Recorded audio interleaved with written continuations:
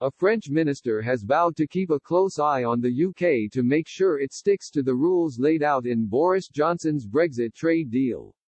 The historic agreement was finally signed on Christmas Eve, just 7 days before the transition period was due to expire with a no-deal Brexit.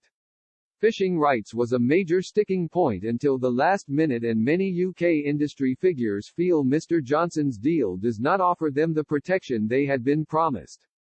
And France's Minister for European Affairs Clement Beaune said the French would ensure the terms of the deal were strictly observed. He told French fishermen's leaders, "We have a good Brexit agreement which preserves French fishing and we will be vigilant on its application. We are preparing for the future now, after 2026. We are supporting the industry today." Under the deal, 25% of EU boats' fishing rights in British waters will be transferred to the UK fishing fleet over the next 5 years.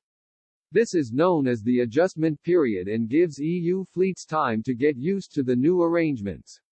EU fishing quotas in UK waters will be reduced by 15% in the first year and 2.5% each year after that.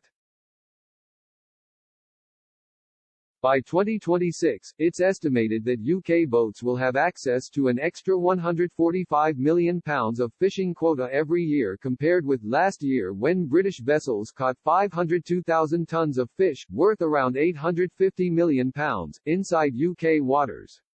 After the end of the adjustment period in June 2026, there will be annual talks to set the amount EU fishing boats can catch in UK waters.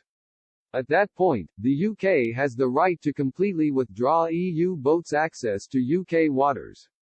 But the EU could then suspend access to its waters for UK boats or impose tariffs on fish exports from the UK to the EU.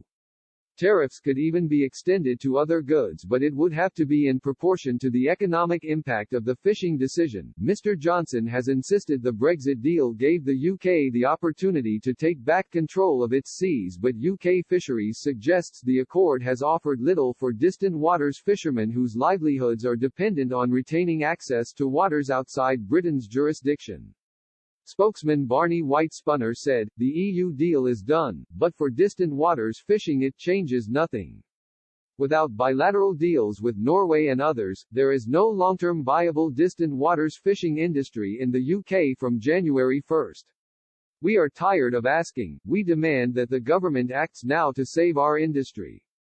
Will the government do the deals needed to keep our crews at work in 2021? Does it intend to? As of now we don't know when, or even if, we will be able to put to fish off Norway, our main fishing ground for decades."